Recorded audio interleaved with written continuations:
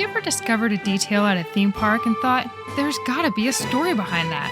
Well, you've come to the right place. We're Amanda, Kevin, and Kim, the team behind We're in the Park, and we've spent years exploring theme parks and creating seek and find games that uncover the details that most people miss. And now we're diving into the history, stories, and secrets behind those magical details. So grab your curiosity, and maybe even a churro, and let's explore the parks together, one detail at a time. Hello, everyone, and welcome to the We're in the Park podcast, brought to you by we'reinthepark.com. This is Amanda, and today we have a very special episode for you. Kevin, share with everyone who we have in the studio with us today. If you listened to our podcast last week, we talked all about Lego and Legoland and the history of. And I had mentioned during the Legoland California section that a man named D. Mark Snell was one of the lead designers of the attractions at Legoland California. He got that position when he was working for Jack Rouse Associates, who were awarded the contract to design that park. And we actually have him here to tell us a little bit more about how that journey went. So hello, Mark. How's it going? It's going great. Thanks for having me. Happy to have you. Honored to have you, in fact. So we're going to jump right into our questions, not waste any time here. So how did you get into doing the job of a theme park attraction designer? That's a great question, and actually one that I get asked a lot, and especially after people hear the word Lego after my job, they're like, "Oh yeah, how did you get that job?" And frankly, I didn't know that kind of job existed. I started out as a theatrical set designer, sets, lights, and costumes. I got my Master of Fine Arts theater set design degree and was a practicing set designer for probably about 5 or 6 years, exclusively doing theater, until I took a job at SeaWorld in Orlando to be an assistant designer for the show designer when they were redesigning all of their sets for the animal shows. And I was like, this is cool. And it was my first real introduction into the actual back of house operations of a theme park and designing and producing and seeing how all that show stuff works and the audience engagement. After about 3 years of living in Orlando, my wife got an offer to get her master's degree in performance at the College Conservatory of Music in Cincinnati. And so we jumped at the chance. And little did I know that I was moving to a hub of theme park design because in 1967, a group of people from Taft Broadcasting wanted to start this thing called a theme park, like Disney was doing, but they didn't want to make it as expensive or immersive as Disney, and they wanted to create this thing called Kings Island. So they went to the University of Cincinnati, and they hired people like Jack Rouse and Bruce Robinson and Dennis Spiegel and a whole bunch of other folks to do the project development for them. So this team was Cincinnati based. And then when Viacom bought out Taft, they all said, well, we're not leaving. We're going to stay here with our families in Cincinnati. And they formed all these theme park companies. So there's like feasibility studies companies and design companies and roller coaster companies. And it was like amazing. It was like a completely unknown world to me. As a theater designer moving to Cincinnati, the theater faculty at CCM looked at my portfolio and they said, we need to get you connected with these guys. And so I actually started working for Bruce Robinson, and I was the vice president of design for him. And he really gave me a good introduction, foundational into the world of theme park design. And then I moved over to Jack Rouse Associates, and I was with Jack Rouse Associates until 2004, designing theme parks, visitor centers, and attractions. Incredible. Yeah. I mean, Kings Island, we haven't made it there. We went to Kings Dominion, which is also part of the Taft family, I believe. Before it all became, like you said, Viacom and then eventually Cedar Fair, now Six Flags. But it's incredible that you were able to get into that from Cincinnati without even realizing that you were going to find that. Like, you left SeaWorld thinking like, I'm just going to figure out what to do when I get there. I'm going to work in the theater industry. And then all of a sudden you were thrown right back into theme parks. Yeah, I would not suggest that as a strategy to relocate from one city to another. Okay. Looking in hindsight, especially without a firmed up job. But my wife got offered a full scholarship, and I was like, "Let's go!" And we took off, and who knows how? I had no idea. So I don't know. I didn't do anything special. I just was like at the right place at the right time, and was like, "This is fun. Let's do this for a while." Great that it worked out. Again, we're thankful for it. So. As far as that Jack Rouse Associates, okay, so they were getting into the theme park game, like you were saying, after the whole Taft Viacom situation. How did their partnership with Lego Group begin?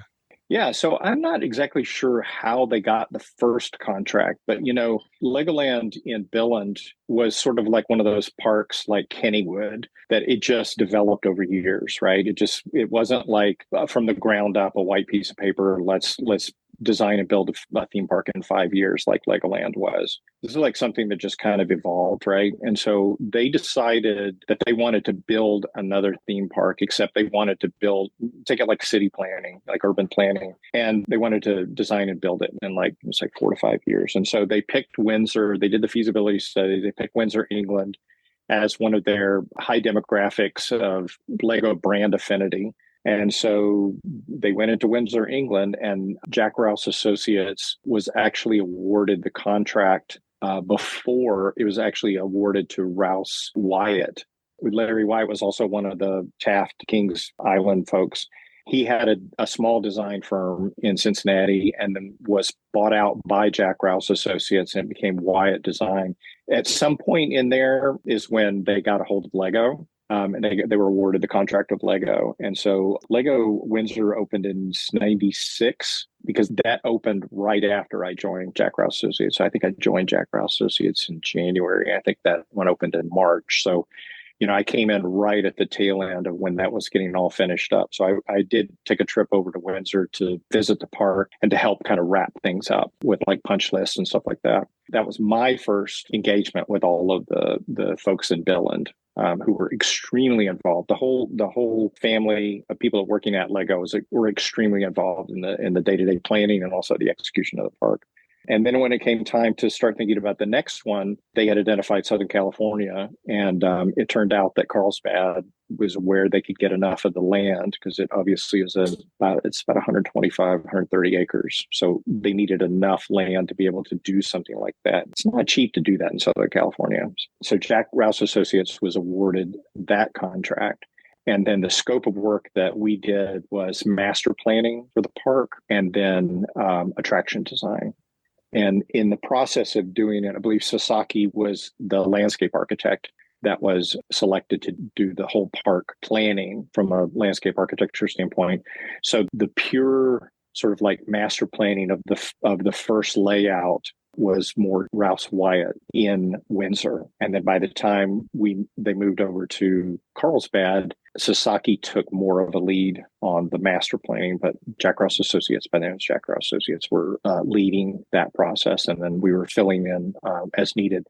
And then that's when we had 5 design directors at Jack Rouse Associates, each one of us completely different skill set, right? So one was an industrial designer, one was an architect, one was a graphic designer, and the other one was, I think, a museum designer. Oh, and a landscape architect. So maybe there were 6 of us. But anyway, we were at our height, we had about 140 people working in the design studio. And so we had, as far as management goes, we had like 5 or 6 design directors and then 2 executive design directors, Randy and Rob. And Randy was in charge of the Lego park. Very interesting. For that Windsor park, you said you did punch lists. For me and for our listeners, what does that mean? Because I'm not familiar with that term.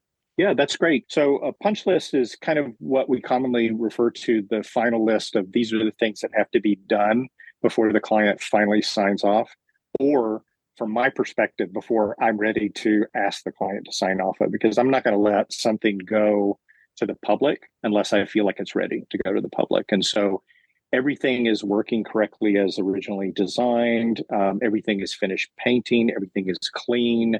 Typically, punch lists can be very surface level, like you didn't finish painting that railing that goes into the back of house area. It could also be pretty major, like you still need to finish that roller coaster.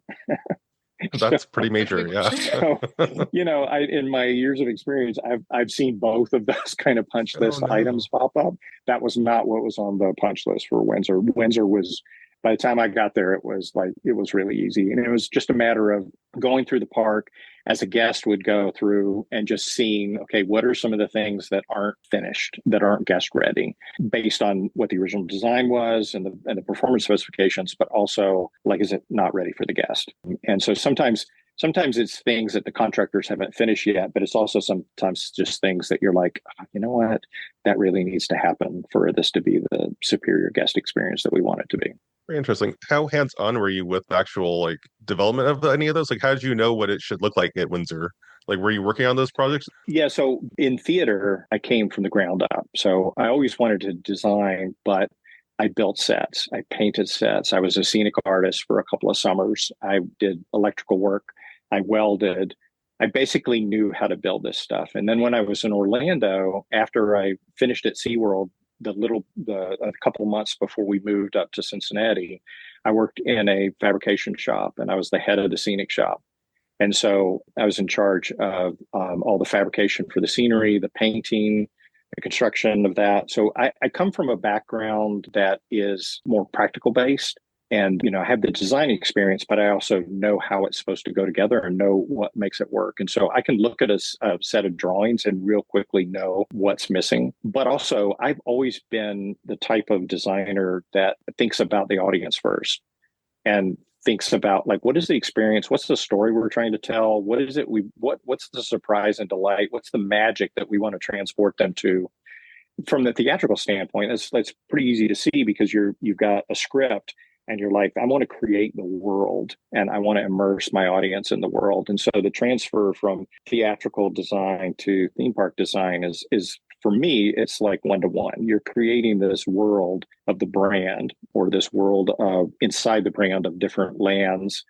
And then from that, you're like, okay, everything about this world has to support the life of that brand.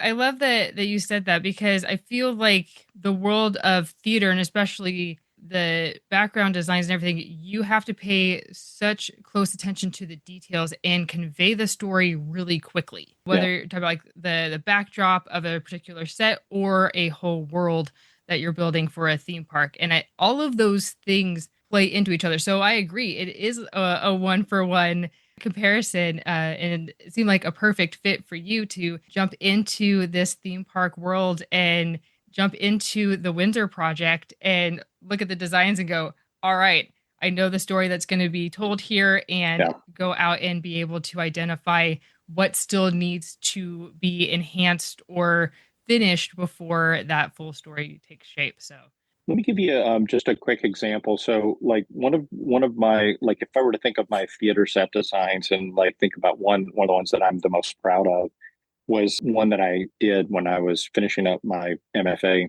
and it was for a play called Division Street, and we wanted to. It's a farce, and we wanted to create a setting for this world to live in, for this story to be told that was so authentic that people would completely think they're actually watching someone's life.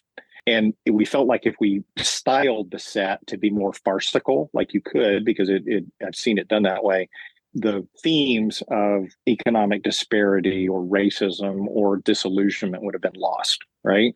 And so I was like, okay, I'm making this. It's going to be a theatrical set. There's an audience. There is a fourth wall, but this is going to be like as if you are in Division Street in a really low income part of town, and it's run down in the 70s, and this is real. And so I can't believe I'm telling you this, but it was so disgusting. It was an outdoor street and then a cutaway into the building, the brownstone where the main character lived. And I did all kinds of stuff and aged it and made it look like I did tons of research. I went outside in the alley behind the theater and I picked up all the cigarette butts that were sitting out there, and we hot glued them on the set so that it was like somebody had been sitting there smoking, and all these hot. This is the level of detail that I come from. And when you said that, Amanda, about the sort of attention to details, I don't know if Disney actually says this when they're training people. I've done a lot of work inside of Disney. I've done work for Universal. I've done work for Six Flags. Most of the theme parks I've done work for. But one of the things that impressed me about Disney is that their brand lives because of their meticulous attention to detail. So I always say that when I'm talking to my clients, it's like, we've got to take the time to practice meticulous attention to detail. And I talk about it all the time because it's so important to be able to bring a story to life. And I think that's maybe that's the way to answer your question. It's like, how could you, if you weren't involved in the project, how could you walk in and just do the punch list? So because I've got the experience to be able to know what it's supposed to be. Makes sense. Yeah, again, we love the details. That's what that's our wheelhouse over here. Big fans. So we appreciate all your hard work. So you were working on the Windsor Legoland, and then you transferred over to Legoland California. How long was that transition between the two? And when did you start working on Legoland California?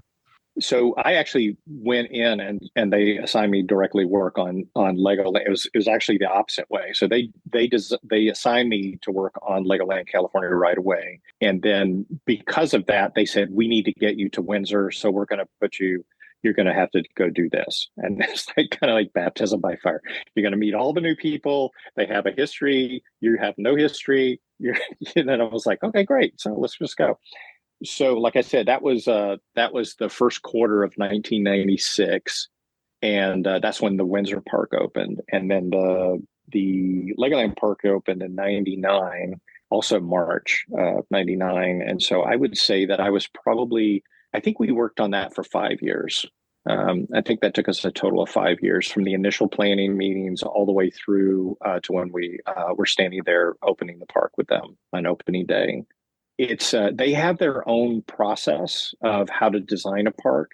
And so if you talk to other park designers, you'll hear we tend to follow an architectural design process just because it helps with speaking the same language with architects and landscape planners or landscape architects and designers and fabricators and contractors and things. But we start with a master plan, and then we do concept, and then there's schematic design and detail or design documentation and construction documentation and fabrication drawings. And, so we tend to use the same kind of terminology as we go through.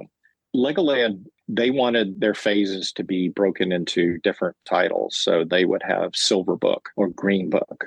And I don't know if that was a code name that they used for the phase that we were in, but I think Green Book was the schematic design phase. And before this meeting, when you originally contacted me, Kevin, I was like, I got to find my Green Books because they are literally old school. They were done on Xeroxes, so that they were photocopied, but they were done with paste up. And so we drafted by hand, we cut and paste everything up, and then we would shrink it down into a 3 size, which is comparable to the 11 by 17 size, because they worked in metric. And we had one book for the master plan. We had one book for the beginning, the entry plaza area, one book for Duplo, et cetera, et cetera, et cetera. And each one of these books, I kid you not, was about 1.5 inches thick. That's how big they were. The planning documentation for this part, for Legoland part, was unbelievable. It was amazing. I'm so fortunate to have been part of that whole process. And they let you keep all of that, all the binders? Well, I kept a copy of it. I asked them if I could keep a copy of it just because I revered working with them. I thought this was seminal in my career of who I am as a designer. And I look back on it as one of the best projects I've ever worked on in my whole career. And I asked if I could keep a copy of the Green Book just so I could just say, hey, look, this is what it takes to do, and I could be reminded of what it takes to actually pull something like that off. And they said, okay. That's wonderful. Yeah. But I love that you touched on that there are so many different expertise, right? You mentioned that there were 6 or 7 different leads on the projects that then oversaw 140 people as part of the design team. But I love that they all came from different backgrounds. I think that's really important because you said you had your landscapers, your engineers, like all of these different people with their expertise. And I think that is really, regardless of what project you're working on, that is so key to have a diverse group of people with all of their different experience, because not one person is going to have all the answers, right? And so to have all of these leads, I think that's fantastic. Now, you mentioned that you went to Windsor Project. Did the other leads also go to Windsor? Were they specifically selected for the California project as well, and then went to Windsor, or did they come from Windsor and go to California? So the way that worked is our studio, that's the different leads I'm talking about. So we had the five or six design directors that were in that project. That's for all of our work. So all of our work that we were doing, we did tons of museums. And I would say half of the office was constantly working on museum work exclusively, not theme park work. And so at least two of our design directors, sometimes three of our design directors, were solely exclusively working on museum work. So while we all partitioned out different parts of the Legoland project, the attraction design, that's why I've been put in the position of being the lead attraction designer. That was my responsibility. And so I was leading that project. And so I designed some of the attractions myself, but I had a sort of like a core team of probably about, I don't know, 8 to 12 designers of different specialties that were working with me on the core team. And then I could also pick and choose, and say, hey, I got this thing. I have no idea how to do this. Can you tell me how to do this, John? And he's like, oh yeah, I can, and he would get working on it and, whatever. And so from a studio perspective, we were spread out and utilized across a bunch of different projects. So at the time I was working on Lego, I was probably working also on 3 other minor projects. Lego was my largest one. And I was probably working on probably half a dozen business development leads. When I joined in 96, I think one of the things that, and this may or may not, I don't know, you'd have to ask him. Keith James and I from Jack Rouse Associates, Keith James and I worked very closely together. And we spent a lot of time on the road together because of all the design directors. When he said, I need a design director to go with me to Thailand, or I need one to go to India, or I need one to go to South Korea, or whatever, I was like, me, pick me. I grew up overseas. I really like traveling, and I was in a position to do that while a lot of the other design directors were not in a position because of families or whatever. And so it may be that contributed, my international experience contributed to them having comfort with me taking on such a large project when I was so new at the company, but also young in my career.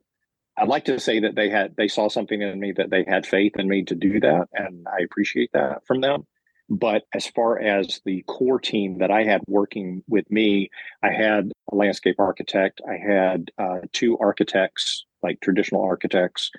I had probably 3 industrial designers and 2 graphic designers that were on the core Legoland team. For when you're starting to actually design these attractions, obviously because this is a theme park for Legoland, which is wonderful, where you have different lands. Did Lego come to you to say, these are the lands that we want in this park? Or did Jack Rouse get to decide what lands were going to show up in the park when it first opened? And just on top of that, as far as the attractions go, were the attractions what drove which lands you would have, or were the lands what drove the attractions? It's kind of always a chicken and the egg question. And in hindsight, it's been a while now. So this is reaching into the Wayback Machine. I am pretty sure that Lego corporate had a really good sense for what they wanted in the park because they had such success with operating Billund for many, many years. And so they knew, okay, we want a family roller coaster, we want a mini land, they know what works, right? So they basically have had a trial and error R&D park right there that they've been operating. And that kind of formed the basis for Windsor. And so I think Lego had a pretty good idea about what they wanted because of their history. And they said, okay, now that we're not going in with a blank sheet of paper. You guys tell us what we need. But they said, we have a good history of what we know, what works and what doesn't work. Are there things that we're missing? Or are we not taking advantage of new entertainment and leisure entertainment technology? Or are we not looking at something that really should be in a park for this particular age group? I'm confident that Lego came to us with, we want zones that are broken into age groups. They were very good about understanding that their parks for families and that they want repeat visitation for their parks. So they wanted a very strong destination for the family unit. And what I mean by that is that a lot of times when you go to a theme park as a family, you walk in the front gate and the teenagers or the young tweens, they're like, we're going to the coasters. The little kids are want to go to kiddie rides. Somebody else wants to go to a show, and mom and dad are looking at each other like, okay, what do we do now? I'll see you. I guess I'll see you at lunch. Let's meet back up at lunch. And it's kind of a divide and conquer mentality that really splits the family unit apart. Lego didn't want that at all. And so they went with this thing that every zone, so like for instance, Duplo Village for the little kids, had things for the preteens to do and the mom and dad to do with them that the little kids would kind of lead them in exploratory play or attractions. The opposite end, up on the Castle Hill, we've got the Dragon roller coaster, which that's not a little kid ride. I mean, you get kids on there that are small, but not really small. But one of the attractions that I personally designed that I'm actually one of really proud of, it just brings me so many smiles when I see kids using them, is the Royal Joust. And it's the one with the Duplo horses where it looks like the little kids are jousting. It's going around on a little bus bar track. And that's strictly for little kids. And so you don't see adults on that ride, but there are areas that we created where adults and the older kids can interact with the kids as they go by and stuff like that. So it was I think a very strong mandate from Lego that this be a family unit experience. And so this is like a fun family outing. It's fun for the whole family. It's not going to split the family apart. Yeah, I know my family is guilty of that. Whenever we would go to theme parks, it was me, my brother, and myself going off to do our thing, and my parents would do their thing. And then my mom would tell me about all the shows that she watched. I'm like, I do not go to theme parks for shows, mom, you know? So it's a very different dynamic. And I wish I would have had Legoland when I was little. It came around a little after I passed that age. Again, I still love the park, so it still worked for me. We enjoy the park now. That's definitely, we enjoy it for all its glory, not just for... Yeah, it's honestly, it's my favorite one. I like the Billund theme park because of its history and because of I love those. I love Kennywood. I mentioned Kennywood before. There's a lot of other ones that are like that are just, they started out as family businesses and they hold a lot of heritage and history in leisure entertainment. But Legoland for me is it's one of the best ones out there. And not just because I worked on it. I think a lot of people contributed to its success in the design and planning stage, but also in the execution stage. The operators of the park, I couldn't be more impressed with them. The first couple of years that the thing was going, I was just like, wow, this is unbelievable. And it's still like that today, you know? Yeah, they keep adding on to it too. We're excited to go check out the new Spaceland over there when it opens up in a couple months here. And I think with Lego in general, it is designed for the entire family to play. And it doesn't matter what age you are, like you could be 105 and you are still playing with Lego because there's something creative, tactile, immersive, imaginative, and that transcends all ages. So I think just having it as a theme park, what's not to love, right? Like there is something for everyone. And I love that you mentioned that there's something in each land for everyone. I think that is so important. And even if you have been to Legoland and never really put that together before, next time you go to a Legoland park, take a second and look at how the land itself is designed. And you mentioned the Royal Joust. How did you find inspiration when you were designing these attractions? Like, were you given a list of it needs to hit these marks, or was it, hey, I want for it to be like this? Like, how much control was it from the company versus you? And where were you drawing in like the gaps, I guess? Where were you filling in the gaps? This is such a funny question. I'm laughing because I'm remembering, you know, as a designer, I'm always looking to give little secrets, have little secret connections with the guest that are kind of like, you know, I'm watching a kid discover something, or a family or somebody's like noticing something and they understand it on a deeper level about why it's supposed to be there. So I'm constantly trying to do that anyway, right? And with Lego, it's great because, you know, as you said, Amanda, it's like everybody loves Legos, right? So everybody has a common point of reference. So it was mandated that we have a dinosaur, a brontosaurus or a long neck dinosaur at the entry at the welcome area, like they had in Windsor. And they were like, we need to have one. And so I was like, okay, no problem. So when I was over in Windsor, I took dimensions and measurements and stuff, and they had already built one. And I was like, well, it's not going to actually fit like it's designed. So we got to redesign that. Okay, great, whatever. But then I started looking at it, and I was actually designing the boat ride, and so the boat ride that comes right in there underneath the dinosaur, and he's like spraying the water and out and everything. And I was like, okay, this is a great, fun, interactive moment, and it'll be a great way to integrate the boat ride with the dinosaur, and this is all going to be great. And that was really the only direction that I was given. So I started thinking about, like, what is the guest seeing when they're standing there looking at this ginormous dinosaur, which was, by the way, made of over 1 million bricks, which you would think it would be made of more than that. But I'll tell you a little secret. It's hollow. And the reason that they make, you probably know this, but the reason they make it hollow is if they made it all out of solid bricks, it would actually collapse under its own weight, even though it has a steel armature in the middle of it. So as a Lego, I'm getting off topic here, sorry, but as a Lego model builder, I went to the model shop in the UK and was just like, I'm never leaving here again. This is such an awesome place. But I was talking to them and they said, if you get an audition to become a Lego model builder, they do the whole process, you know, you go through the interview process and everything. But part of the process is you have to build a basketball, full scale, correct color, stitching in the right place, which if that's not hard enough, and then it has to be hollow. And so you have to build a hollow basketball that looks like a basketball. Can you imagine doing that? Like somebody's like, just build a basketball. So the reason they do that is because you have to think it's like ultra 3D, right? You don't just have to be able to think in 3D. You have to be thinking positive and negative. Like, how do I be the most efficient with my bricks?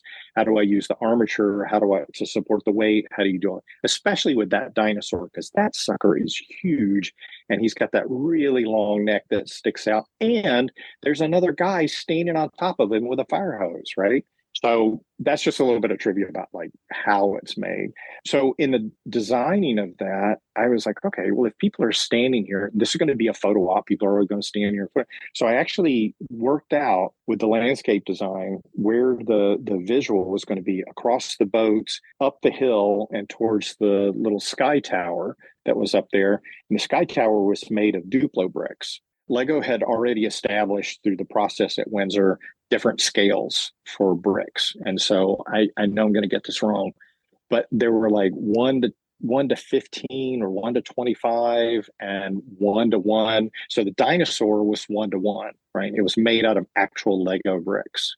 The model that we saw, or the attraction of the Sky Tower, was made to look like Duplo blocks, but they were actually at a predetermined scale. So any kind of time we had a sculpture an attraction sculpture in the park, it had to follow that kind of scale stuff to it. So as I was looking at that virtually and like kind of figuring out how that would work, I was like, wouldn't it be cool if there were other dinosaurs with other little Lego guys on them, riding them, trying to look like they were constructing this tower, and it's part of a whole construction project. And so I designed this, I think it was like a Stegosaurus or something like that. And then there was another dinosaur up the hill, kind of like climbing up. And so I designed all this stuff and I presented it in the meeting and they went, hey, that's really cool. And that's what got built. It's awesome. It was like the easiest design project I had ever had in that park. Cause it was just like, that would be kind of fun and that would be kind of cool. So I designed it and I designed the plan view, the left elevation, the right elevation, the front elevation, the rear elevation, all to scale, did all the drawings and everything about what I would think it would look like, because I have to send those to the actual model shop and the model shop would build them and then ship them over to California. So we had a lot of those models, the actual ones that were made of the 1-to-1 bricks. They were built in Windsor. There were too many of them for one shop to build. So they were built in Windsor and Billund. But then also by the time they had the model shop come online in California was able to take the pressure off and build some more of those things as well. Wild. I can't even imagine transporting a small model from one end of the room to the other, let alone these gigantic pieces all the way overseas, across country, across the park. My anxiety just goes through the roof just thinking about that. And I'm sure it was a very intense situation putting all of these giant models actually in the place, park, in place. And one, it's surreal, your vision come to life, but also high anxiety, high stress to one wrong move and this whole structure is coming down. Well, they glue those together. So before they know they're going to be shipping them, they're like, they will fall apart. Just the heat, because they're going to be outdoors, the heat of the sun coming up and going down causes the expansion and contraction. So they would actually break the joints, and they would literally just crumble and fall apart. So they have to glue them with solvent glue, because they know they're going to do this. They have to work out where's the expansion going to happen? Are there expansion joints? How are we going to take this apart and ship it in multiple pieces? And so it's not as fragile as you would think they are. However, I will tell you that on opening week, I was standing there at the front gate, and I was just kind of like taking notes of like, how are people engaging with the park, and how are people coming in, and are there choke points and everything else. And this woman is walking out with a duck, a Lego model duck in her backpack. Oh, no. You see the head sticking out of it. And I was like, that looks like one of our models. I went over and tapped security. I was like, can you go ask her what she's doing? And he went and said, ma'am, can I see in your backpack? And she goes, well, this is my duck. I built it and I brought it, so I'm taking it with me. And he goes, ma'am, you didn't do that. Come on, just give it back to me. And, whenever. So I know there are people who are passionate about the Lego models. Please don't steal the Lego models from the park. And we knew she had stolen it, because you went back over to the little mini boat ride in Duplo Village. And if you look across the boat ride on the island, there was a steel armature there with no duck on it. So she had climbed the security fence, waded across the little river where the mini boat ride is, climbed up on the island, broken the duck off, and then made her way back and stuffed it in her backpack and was headed out the front door. That's wild. Wow. That's I can't imagine how she broke it free, though. I don't know. Yeah. I was reading like when I was doing all the research last week for that episode, where they were saying how they glue the pieces together, but they also have to like UV coat it to make it where it doesn't just get destroyed in the sun. So I mean, you can tell when you touch it that this isn't a regular Lego model. So I don't know how she thought she would get away with saying, I brought this from home. I was like, no, you didn't. Yeah. This is clearly one of ours. That's the other thing, is that in theme park design and visitor centers and museums and everything, you kind of have to design it with the worst case scenario, and because people are going to damage things, not out of malice or not out of stealing things. It's just people are, they sit on things and they lean against things, and so you got to sort of take that mentality when you're designing it anyway, because people are messy, right? We're all messy people, and but like I had never imagined somebody would go to that lengths to leave with one of the models. Were there any other attractions that you worked on that you want to like touch on as far as sure? I mean, I absolutely love the Royal Joust. I mean, just watching, I could stand up there for hours and just watch those little kids go around, because every single one of them is just smiling like it's their birthday, But I had a play designer. He was amazing. Play designer that worked on the hideaway area. So like the play and climb structure that was up there in Castle Hill. I learned so much from him. So I helped him design the elevations. So he designed the play structure, and then he gave it to me and said, "Now you detail it." And so I had to do a lot of the detailing work on that one. I also worked on a little bit on the magic show that used to be there. I don't know if the magic show is still there anymore, but they had hired a magician in Duplo Village that was actually in residence. He was really amazing, because he would tell you what he was going to do, and then he would do it. And you're like, I have no idea how he just did that, even though he told me how he was going to do it. It was this wonderful magic show. Anyway, I designed the theater, not the outside architecture, but the facades, but the inside, and like how the practical effects and all that stuff kind of worked. So, because we had to have a fairly extensive backstage area for that to be able to work. And then over in the technique area, Imagination Land, Imagination Zone, forget what it's called now. I did a lot of the free play stuff where they had like the build your own Technic racers, and they had like soapbox derby stuff, and filled in for a lot of those things. And then those were my specific attractions. And then the boat ride, of course. Those are my specific attractions. But, everybody helped each other. It's like, hey, I need an elevation or a couple of plans or details from this thing. And So I had my fingers on a lot of it, but I definitely was not the only one responsible for this stuff. I mean, it was a massive team. And then when we got to production, there was like even a bigger team, because then you've got to have like general contractors who have to figure out, okay, how are we going to do this little miniature theater that has all these practical magic effects inside of it, and make that work? And how many people actually build that kind of stuff? Not many.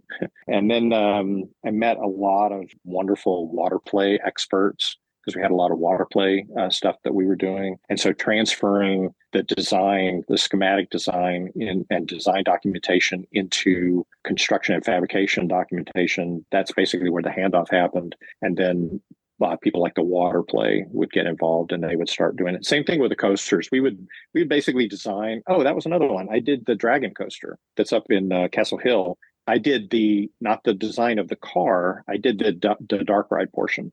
And so all the scenes you go through first, it's like the medieval scenes and stuff. And then you get outside with the coaster. Another guy on my team designed the concept for the track, for how we wanted the track to move. And then he designed the actual dragon for the cars. And then I can't remember who built it. Anyway, it's one of the major coaster manufacturers that are probably still around today. So, how different is the Billund and the Windsor versions of the dragon as far as the inside portion of the attraction? We haven't been to either of those yet. I've not been to the Billund one, so I don't know how different that one is. And I think it's the Windsor one, from what I can remember, is different from the one that I designed, because I took it as like, hey, this is what was originally designed, and then it was like, okay, well, what's working well and what's not? And then it's like, okay, let's make the things better that we know we can make better. Let's keep the things that are working really good. And because of the topography of the site, we wanted to really utilize the slope that's there to achieve a bigger downhill where they'd come back up and start doing the curves. And so we had a different site topography in California than we did in Windsor, so we could change it a little bit.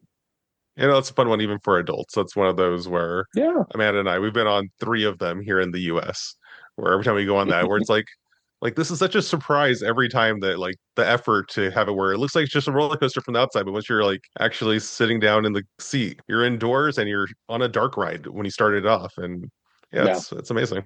With every Lego attraction or area, I'm always inspired. And I love that you can tell a story very quickly with Lego. And with the dragon attraction in particular, Kevin's right. We did not know that there was a dark ride component to the ride when we went on it. When we stood in line, we're like, great, we're going to go on this attraction. It's going to be great. And then it starts off and you go through the dark ride portion, and the storytelling, it's beautiful. Each room that you go in, it furthers the story. There's so much character and life and detail in each of those story elements. And we love a good dark ride. And that just took it to another level, because you talked about surprise and delight. That definitely surprised and delighted us because we were not expecting it. And it was everything we had hoped for and more. And we wanted to get right back in line to ride it again, because we're like, okay, we missed a lot. We need to go and see what we missed and find more details in that portion. So I love that you worked on that. And thank you so much for adding that, because it could have just been a regular roller coaster. You just go outside, you do your twists and turns and come back in.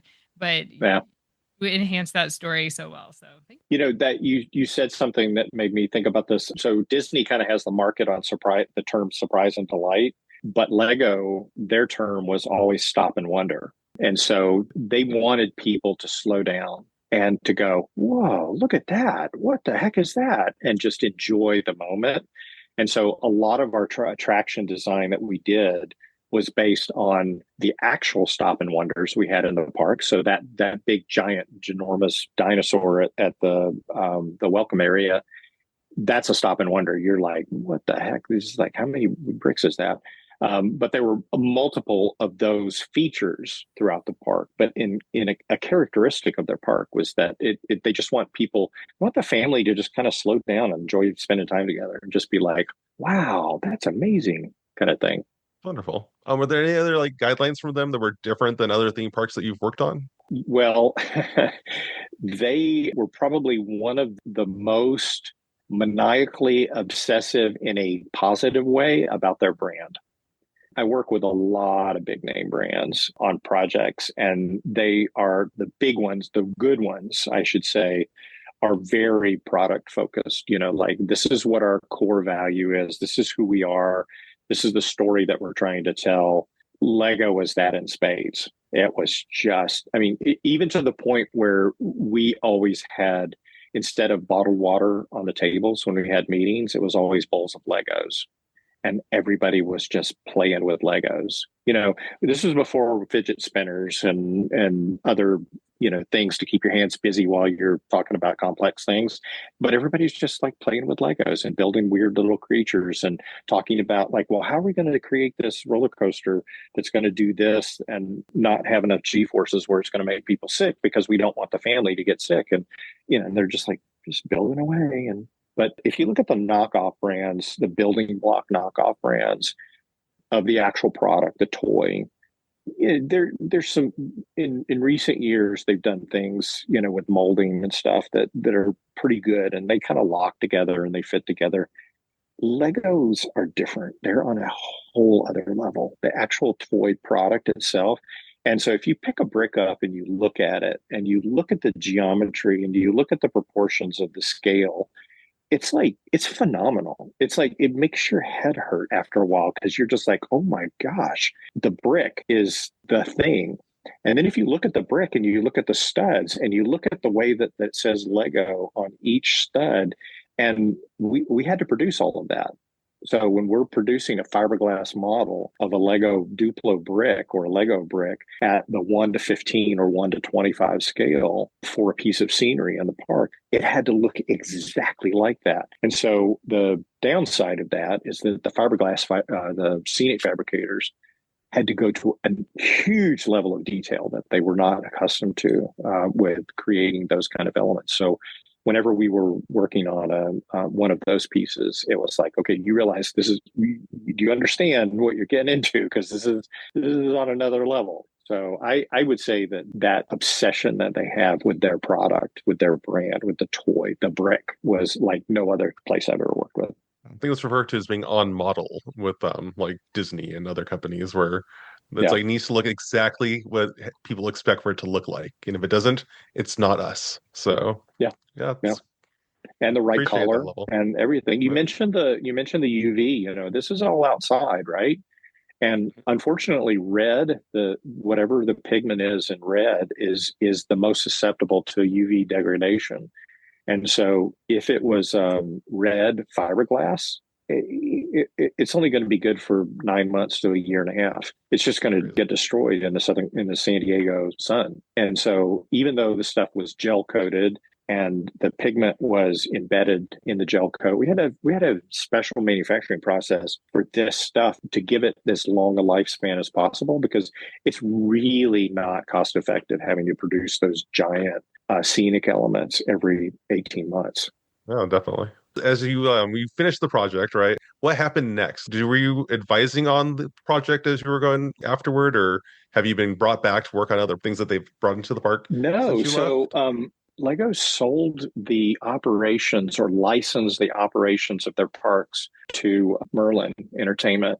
And when they did that, they were no longer involved from a day-to-day operations or day-to-day planning of the parks. And so I believe Legoland Florida in Orlando, where Cypress Gardens used to be, is the first park that came out of that partnership, that licensing partnership. And it's a completely different animal.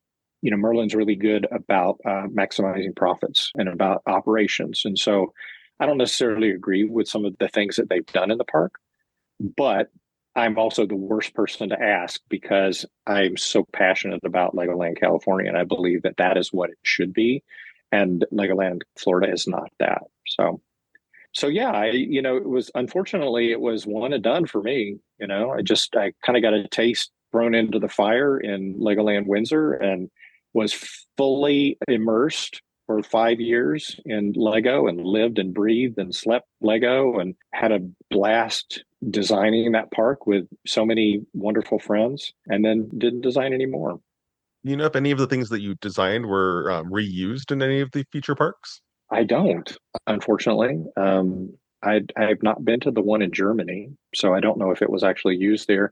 I did go to Florida when I was there on business. I took the time and went over to see Legoland about maybe a year after it had opened. And like I said, it's very different. It's a very different park. So, I think the planning, this is just my assumption, but the planning model for Legoland Florida was, hey, let's purchase Cypress Gardens, leave all the buildings there, paint them Lego colors, bring in a couple of roller coasters, and that'll get us going. So it's a completely different process than than the 5-year process we took with Legoland California. So, and I didn't see anything there that was similar to what I had done, unfortunately, in California. With the Windsor location, they took over a Windsor Safari Park. Do you know if Yeah. that was kind of similar as far as like they repainted buildings, or did they actually knock things down No, and kind of start from scratch? that was pretty much like a gut renovation. They went in and basically tore out almost everything down. They may have left some of the warehouse buildings and the back of house stuff, but everything else they tore down, regraded the whole site, and basically built it from ground up. Legoland California was probably the most extensive as far as, I mean, basically we went in and put brand new infrastructure into the ground, and it was like building a city in 5 years. Yeah, my research, I found out it was a tomato and flower field before it was turned into Yeah, a park. Carlsbad I don't know if you've ever been past the flower fields in Carlsbad, but man, when the flowers are blooming, the tulips, that is a sight to behold. Yeah, I had no idea. I've been working on the park, and I finally started going out to Carlsbad once the ground was broken, and I was like, "Whoa, what is happening?" The whole side of the mountain was just flowers. It was beautiful. It was beautiful. We Yeah. walked through those flower fields. They're pretty cool. You know, what's funny about the world of theme park design is that a lot of times inspiration can come from a bunch of different spaces, and it's not just like the inspiration of like, oh, the experience. It could be the inspiration of the hardware, right? So how many times have you been in a park where you're like, this coaster feels almost exactly like another coaster? It's simple economics. Intamin builds a $12 million roller coaster. It'd be great to sell it to somebody else and retheme it as something else.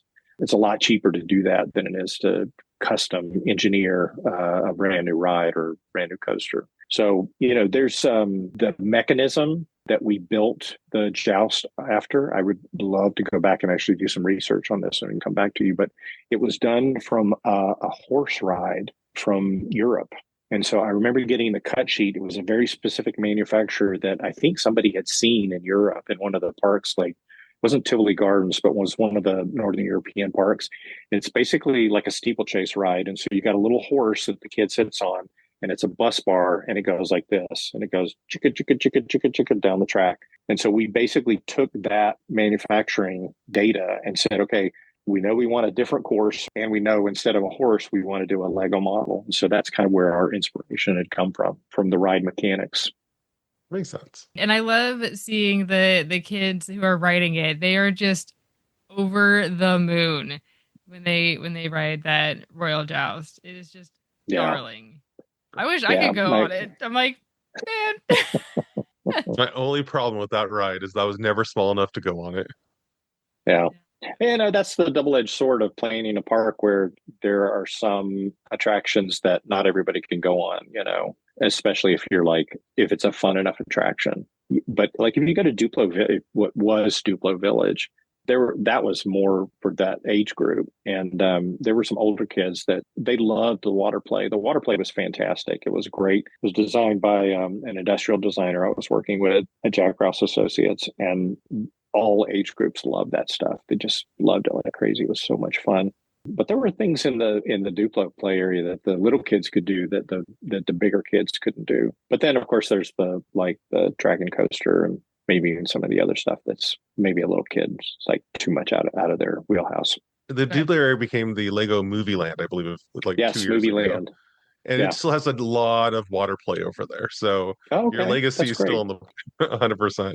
You were talking about before we hit record about your son, holding him as you're drawing all of these concepts. And so I would love to know, what was his first experience in seeing this park for the first time, And was he like, yeah, I've already seen all of this because he had, you knew that you were Yeah. working on it, or was he just too small, or what was his experience? Jack has watched me his whole life. He's 30 years old now, and he's watched me his whole life design these weird, crazy attractions for theme parks all over the world. And some of them he's been to and seen, others not. But like when Harry Potter World opened, I didn't have a thing to do with that at Universal Studios in Florida. And a lot of my friends did. And so I was extremely excited to go and experience it. And so he and I went, and it was like we were just two little kids. There's no jaded, oh, I've seen this before, whatever. We both we both dressed in costume. We both bought wands. We both drank butterbeer. We were just geeking out, and we loved it so much. So, I think it's one of those things. He's also a creative person as well. He's actually getting his Bachelor of Fine Arts at Cal Arts. He's finishing up this year, so we're really proud of him. And who knows what he's going to end up doing. But yeah, he's definitely come up seeing like a lot of these parks in stages of development that normal people don't ever get to see. He still appreciates them. Oh yeah. Yeah.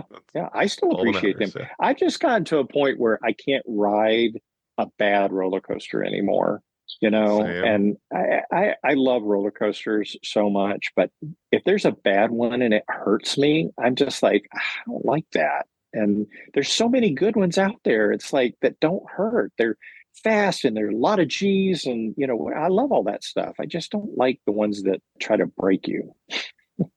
Definitely, I agree with that. Not too long ago, Amanda and I went over to Coney Island for the first time, and we watched the cyclone over there. It was one of those, like, historically, I really wanted to go on it, but watching it, I'm like, I like my teeth and I like my back, so I don't think I need to do this. It just looks so painful. But it was, historically. You guys mentioned before we started recording, I think you mentioned King's Dominion in Virginia. I got my graduate degree in Richmond. And so we went to that park all the time. We used to go to that park all the time. And then while I was living in Cincinnati, designing theme parks, we used to go to Kings Island a lot. And they have the Beast, which is it's a beast of a wooden roller coaster. It's a great ride. It's a great, great ride.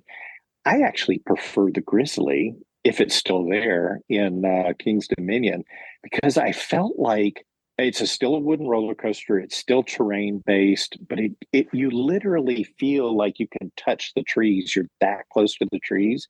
And it gave me the feeling that I was running through the trees trying to escape a grizzly bear who was chasing me. And I just loved how it made me feel. And it's just this creaky old wooden roller coaster, and you're just barreling through the trees, and it was magical, wonderful. I love that coaster so much. I want to say we went on that one, but I don't remember. We did so many that one trip that it's all kind of blurred together. We did Okay. Because I was like, I don't know if I can handle this, and you're like, come on, yes, you could do this, you could do it. Fine. So we definitely did. You'll be fine. Famous last words. Oh, right. Exactly. Oh. We survived. I'm in between roller coasters. Yes. I don't do G's very well, so. Yeah. When I was, I think it was 13 years old, I grew up overseas. I was born in the U.S., but I grew up overseas, and we used to come back from time to time. And I remember coming back, and my parents took me and my brother and sister to Six Flags in Atlanta, and I think it was like 13 or 15 years old. Anyway, it was when the Mindbender first was coming. So the first steel roller coaster with an actual loop in it, and that they had in the Southeast. And we went on a day that was nobody there. I don't know what was going on, but there's nobody there. My brother and I literally rode the Mindbender 13 times in a row. We would pull into the station, and the guy would look at us. There's nobody in the queue, and he goes, "You want to go again?" And we're like, "Yeah, let's go again." 13 times before we were like, "Okay, maybe we've done this too much."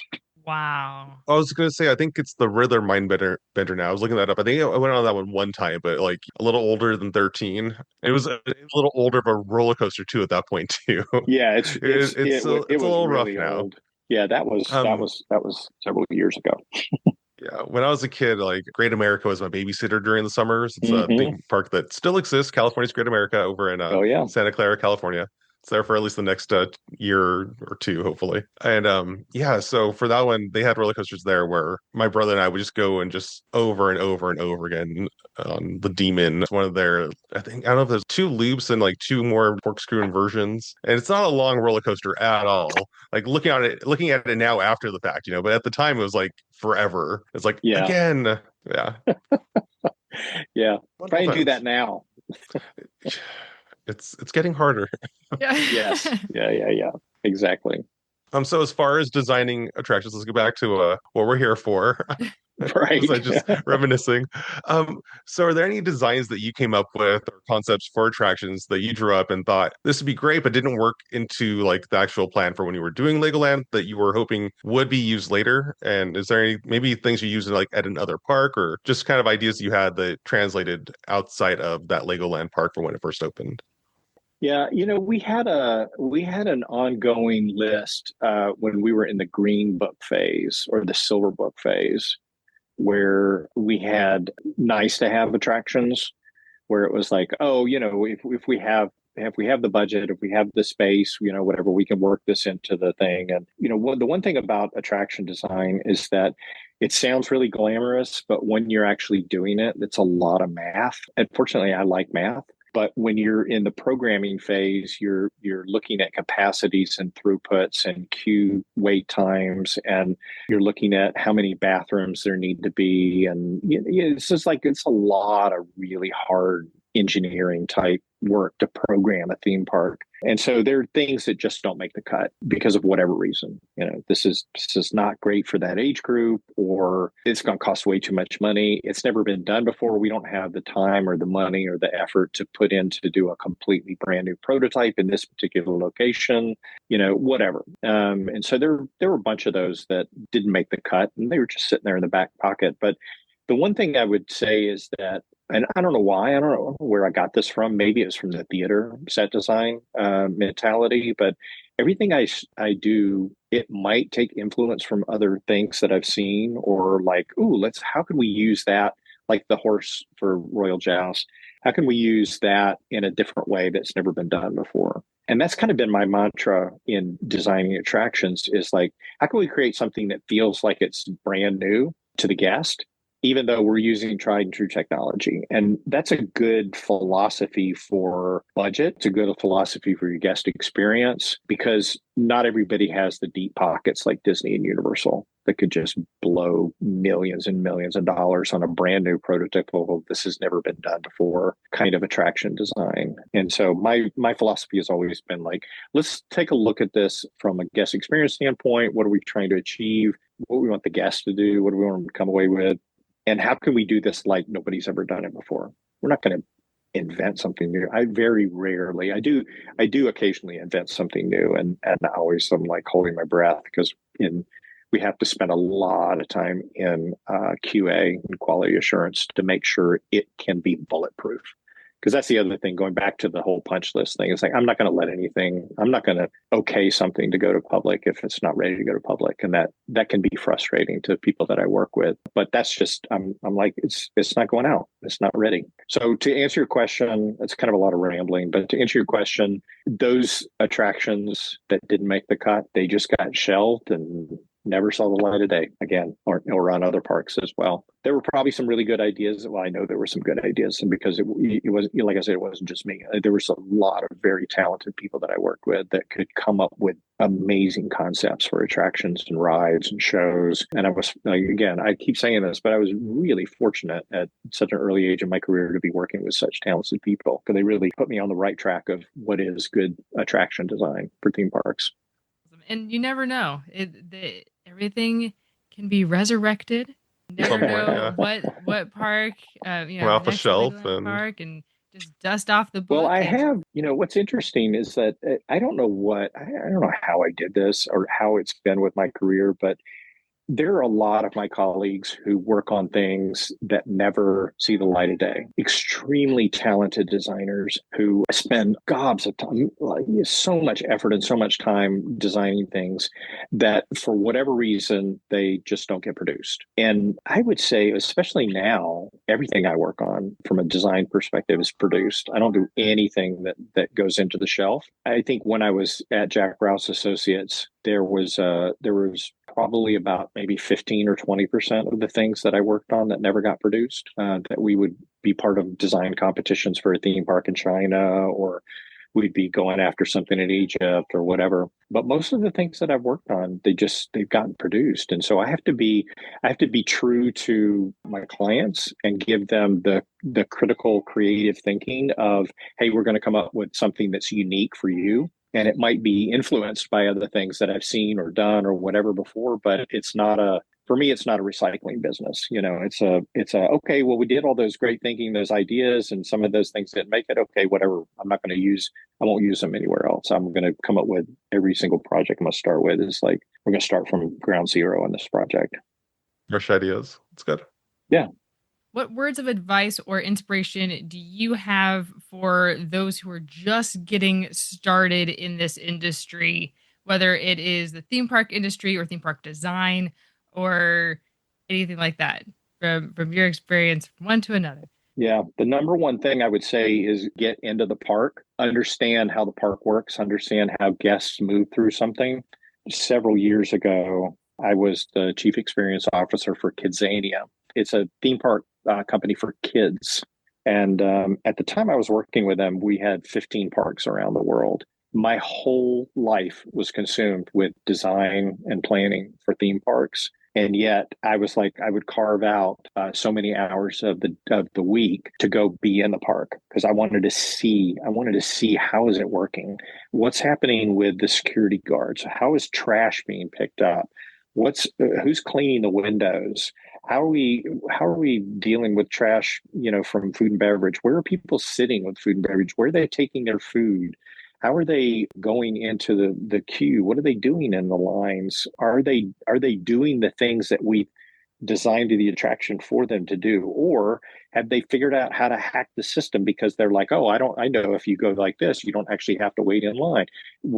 Get in the park and really understand how operations work. And I know it was hard for me as a young designer to be kind of like in an operational role instead of a design role.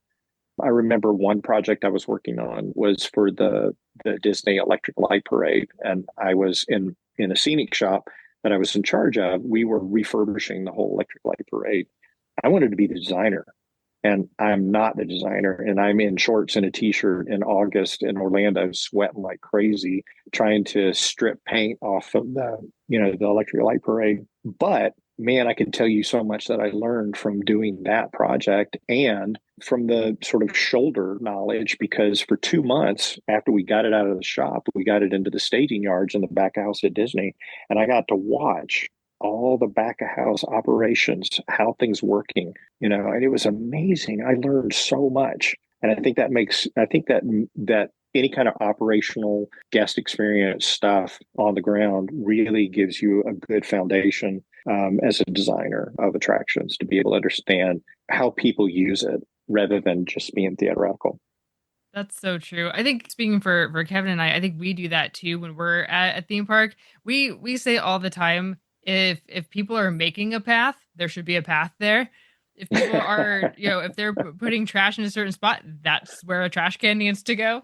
But you wouldn't know that if you weren't stopping and observing everything around you and asking those questions, and not just as like a checklist, but really genuinely want to know the answer of how people work in a space and how they interact with the space and the story that is being told. So yeah, I think that is incredibly important, regardless of which theme park and which land you're in, or even just in the outside world, right? Go to a mall. Like it's the same story, the same takeaways, regardless of what you're planning. You can. My younger self, I would not be asked this question, the one I was getting ready to ask, but in my older self, I often get asked, because I have so much experience from a client. Can you help me vet these 5 architects who are bidding on this work, responding to this request for a proposal? And one of the very first things I do is I look at their portfolios. And if they don't have a single person represented in their portfolio of their work, because a lot of architects will take pictures of empty buildings because they want to feature their work, I'll put them at the bottom of the list. Won't take them off the list, but I put them at the bottom of the list because it's this. We're not designing this for portfolios. We're designing this for the people that are using them, and I think that's incredibly important. I think it's a super subtle thing, but that to me is all about what's the end goal. Why are you doing what you do? It's not for putting in a portfolio. It's not for winning design awards and everything. It's for the kids that you see their smiling faces on Royal Joust and their parents watching them. That's the moment you're doing it for. Wonderful. Definitely. It's good to know that someone is thinking of it. Sometimes we go to theme parks where I don't think anything that you worked on based on what you've said so far, where it's like, I don't know if they were thinking about the guest for this one, where it's just, you kind of hope that someone will come through with your experience and tell them, actually, I know a way to fix that. And so we're looking forward to. There are a lot of people that are out there that are doing that. It's not just the big names like Disney and Universal that are doing that. But like, I have very dear friends that I have built close relationships over the years of my career who are way more talented than I am, that just are brilliant. They're just amazing. And they are, I've learned a lot of that from them. It's that they are so maniacally focused on the audience and what is the audience experience, the guest experience. And I'm thankful for that because that's made me kind of what my bread and butter is. So I work a lot on the corporate side now, doing visitor centers and experience centers and product launches and stuff like that. And it's all about that, creating the world of that brand and then being authentic to that brand of how you're telling that story, but who's using it, right? It's the guest. The guest is using it. And if they're not considered, it doesn't matter how much money you spend, they're not going to care. And you've just wasted all that money for nothing, right? So that I think is probably one of the most important pieces of advice I'd give to people is just go watch the audience, watch your audience, how they're your guests, how are they experiencing it? Go be one, don't tell anybody you're designing anything, just go experience it, pay the money for the ticket, go in incognito. I used to take my security badges off when I would go into parks and try to blend in as guests. And I could usually do that for about 30 minutes before somebody would recognize me. I get spotted, but you can't get a good sense if people know who you are. You have to be incognito and audit things and kind of just see what's working really well, what's not working at all, and what are we missing, because a lot of times you try to do your best to plan, but a lot of times you're just like, I can't believe I missed that. Yeah. And I think, it's one of those, it goes back to, you don't know what you don't know. And so to ask questions and get curious and write everything down and then take it back and see how you can add to or enhance or anything like that. So, Mark, thank you for sharing so much about your passion for sure and all the work that you put into opening Legoland over in California. And again, like we said, hopefully we get to talk to you again about some of the other work you've done. Sounds like you have an extensive list of theme parks that you've put your mark on. We look forward to learning more about it. Well, some you've heard of and some you probably are like, I've never heard of that park. And that's okay. Add it to the list. We're happy to learn. Yeah, thanks a lot. I really appreciate it. And just give me a call anytime.